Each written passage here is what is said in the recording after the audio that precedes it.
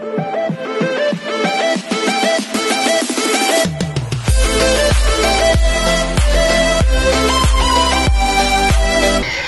everyone, this is Kijibo Vlogs, a Filipino actor based here in Kingdom of Saudi Arabia, and welcome back to my channel. Agad-agad, gawa natin tanong reaction video. Ang ganda pala, ang galing din pala ng Gary V, no?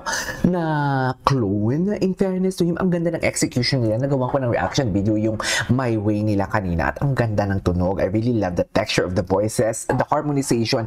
Isa din to bakit ako napamangha sa mga GMA singers, because isa sa mga tinitingnan ko talaga ng mga magagaling singers is how the way they will respect the voices of each one another pagdating sa harmonization. Kasi hindi lang basta dapat magaling kang kumanta, dapat talaga yung pandinig mo sa mga co-singers mo din is magaling din. So basically, isa yan sa mga criteria kung masasabi ko talaga na ay magaling siya kumanta, ay hindi masyado maganda ang blending, something like that. Sa ABS-CBN, ang the difference of GMA singers and ABS-CBN, yung sa ABS-CBN kasi individually magagaling talaga sila.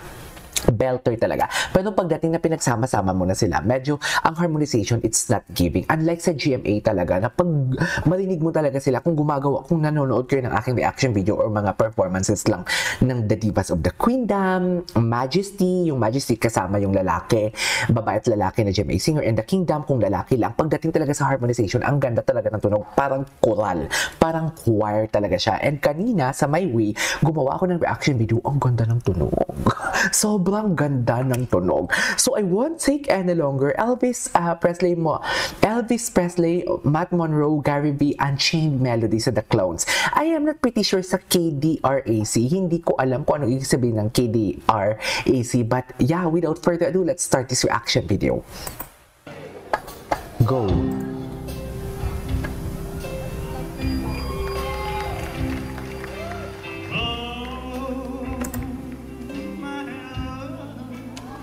Sarap. Oh, may sariling technique din pala siya. May iba din palang execution yung boses niya. Akala ko puro lang siya bass or low notes.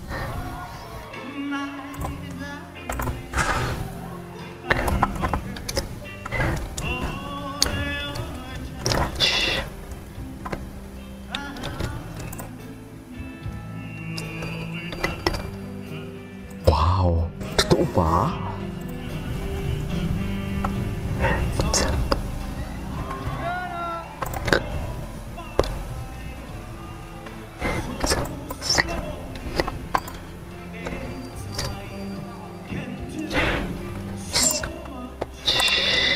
Okay.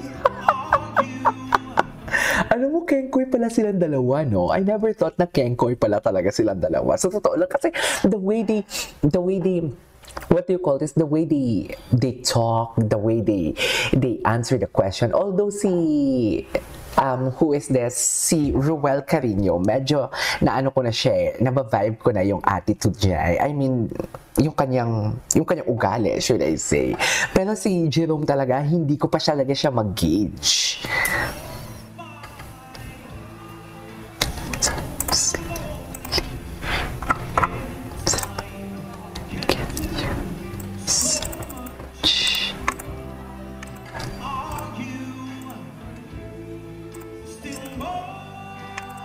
Magaling din pala to, no?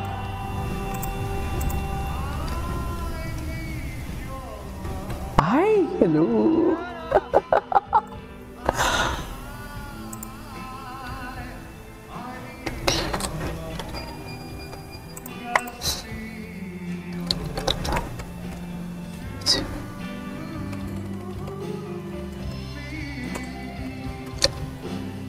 Okay.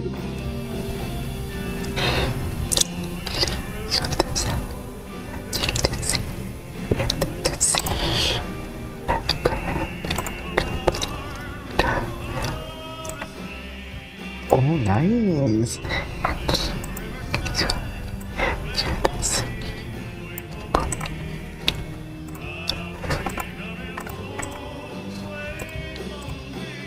Oh, I love that placement.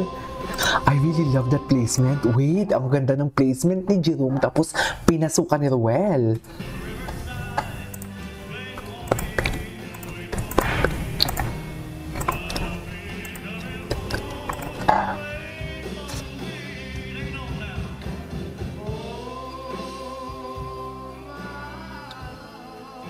my God!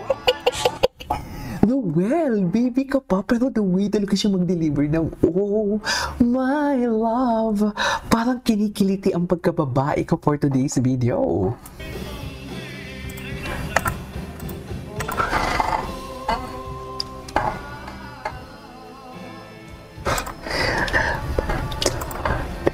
Oh my God! Totoo ba?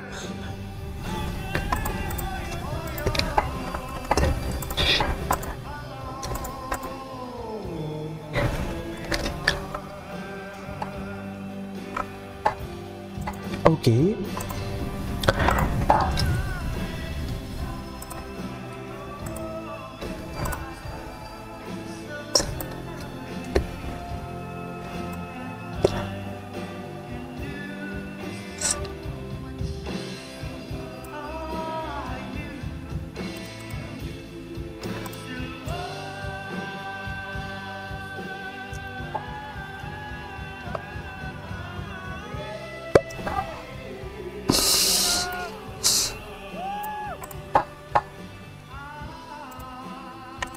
Ang ganda ng delivery ni Noel. Ang ganda ng delivery ni Noel. Yung tipong alam mo yung pag ipoprolong nila yung notes, yung tipong hahabaan nila sa dulo, tapos sabay papasok ang boses ni Noel, yung tipong may lambing.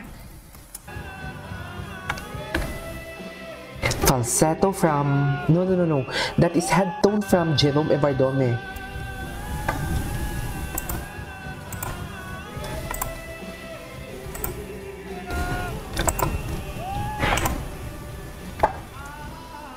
Ang ganda ng pasok, no? Ang ganda ng pasok, di ba?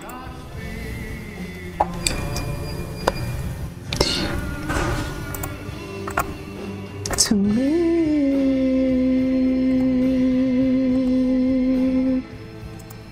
Oh, Charis. Ay. Wow. They ate and left no crumbs. Wow!